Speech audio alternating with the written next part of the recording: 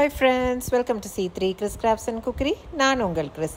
இன்றைக்கி நம்ம சேனலில் டெல்லியில் உள்ள ஹுமாயூன்ஸ் டூம்பை தான் சுற்றி பார்க்க போகிறோம். ஹுமாயூன்ஸ் டூம்ப் உள்ளே போய் நமக்கு சுற்றி பார்க்குறதுக்கு ஒருவருக்கு 35 ரூபாய் என்ட்ரி ஃபீ.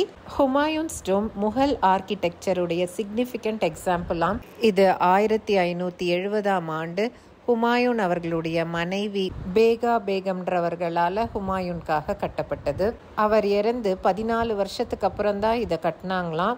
இது ஒரு பெர்ஷியன் ஆர்கிடெக்ட் மிராக் மிஸ்ரா கியாத்ன்றவர்களால் டிசைன் பண்ணப்பட்டு அவரும் அவருடைய மகன் சயீத் முகமது அவர்களால் கட்டப்பட்டதாம். எப்படி இருக்கு பார்த்தீங்களா? 4 பக்கம் தோட்டத்துக்கு நடுவில் நிற்குது. இதுதான் இந்தியன் சப்கான்டினென்ட்லே ஃபஸ்ட்டு கார்டன் டூம்பாம். அது மட்டும் இல்லை, இந்த ஸ்ட்ரக்சர் தான் ஃபஸ்ட்டு முழுக்க ரெட் சாண்ட்ஸ்டோனால் பண்ணப்பட்டதாம். ஹுமாயூன்ஸ் டூம்ப் பக்கத்துலேயே இந்த காம்ப்ளெக்ஸ்குள்ளே ஈசா கான்ஸ் டூம்பும் இருக்குது. அதையும் இந்த வீடியோவில் பார்க்க போகிறோம். ஹுமாயூன் அவர்கள் ஜனவரி 27, 1556 இறந்து போயிருக்காங்க. அவருடைய உடல் புராணா குவில்லாவில் முதல்ல அடக்கம் பண்ணப்பட்டிருக்கு.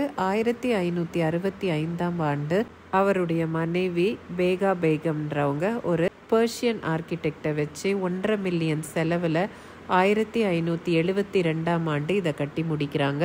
இதை கட்டி முடிக்கிறதுக்கு முன்னாடியே இதை டிசைன் பண்ண மிராக் மிஸ்ரா கியாஸ் ஆர்கிடெக்ட் இருக்கார்ல, அவர் இறந்து போயிடுறாரு. இவருக்கு அப்புறம் இவருடைய மகன் சயீத் முகமது தான் இதை ஃபினிஷ் பண்ணி கொடுக்குறாரு. இப்போ நீங்கள் பார்க்குற கார்டன் 13 ஹெக்டர் பரப்பளவில் இருக்குதாம். இது 4 பக்கமும் இருக்கிறனால சார் பாகுன்னு சொல்கிறாங்க. ஹிந்தியில் சார்னா 4, பாக்னா கார்டன். பெர்ஷியன் கார்டன் இப்படி தான் இருக்குமா. பெர்ஷியன் ஆர்கிடெக்டால் கட்டப்பட்டனால இந்த கார்டனும் அதே மாதிரி இருக்குது. இந்த கல்லறை இல்லை இந்த நினைவாலயத்தோட உயரம் பார்த்திங்கன்னா 47 மீட்டர் உயரமாக. இதுக்கு டபுள் டோம் இருக்கான். வெளியே இருக்க டோம் மார்பிள்லையும் உள்ளே இருக்க டோமை ரெட் சாண்ட்ஸ்டோன்லேயும் பண்ணியிருக்காங்களாம். நடுவில் அந்த டோம்க்கு நேரு கீழே உள்ளதான் 2வது முகலிய ராஜாவான ஹுமாயூனுடைய உடல் வைக்கப்பட்டிருக்குதான். அவங்களுடைய வழக்கத்துப்படி தலையை வடக்கு பக்கம் இருக்கிற மாதிரி வச்சு முகத்தை மெக்காவை பார்க்குற மாதிரி வச்சுருக்காங்களாம். இப்போ நீங்கள் பார்க்குறது தான் ஹுமாயூனோட கல்லறை. ஆனால் அவருடைய உடல் அங்கே இல்லை. உடல் அண்டர் கிரவுண்டில் வச்சுருக்காங்க. தாஜ்மஹாலையும் இதே ஸ்டைலில் தான் கட்டியிருக்காங்க. எனக்கு இது பார்க்கும்போது தாஜ்மஹாலை ஷாஜஹான் அவருடைய மனைவிக்காக கட்டியிருக்காங்க.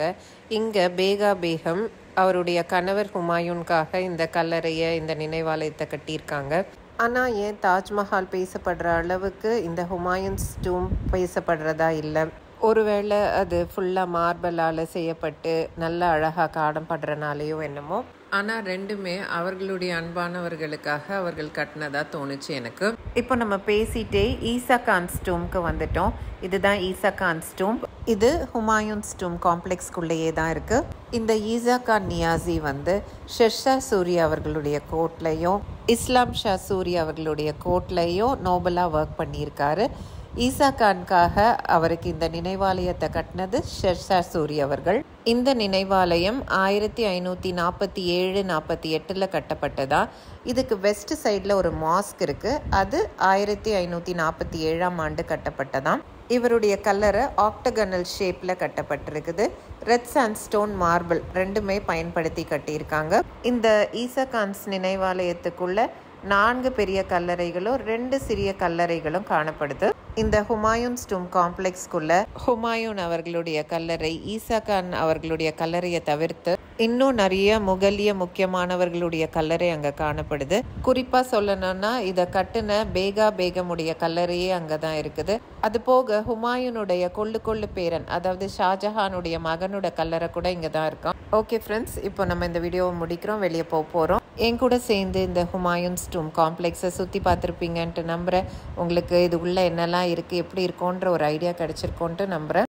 உங்களுக்கு இந்த வீடியோ பிடிச்சிருந்துச்சுன்னா, யூஸ்ஃபுல்லாக இருந்துச்சுன்ட்டு ஃபீல் பண்ணிங்கன்னா இந்த வீடியோக்கு ஒரு லைக் கொடுத்துருங்க. இது போன்ற நிறைய ட்ராவல் வீடியோஸ் பார்க்க நம்ம சேனலுக்கு சப்ஸ்கிரைப் பண்ணி வச்சுக்கோங்க. ஓகே ஃப்ரெண்ட்ஸ், மீண்டும் இது போன்ற இன்ட்ரெஸ்டிங்கான வீடியோஸுடன் உங்களை நான் விரைவில் சந்திக்கிறேன். அதுவரை உங்களிடமிருந்து விடைபெறுவது உங்கள் Chris. Until then, take care. Tata. Thanks for watching.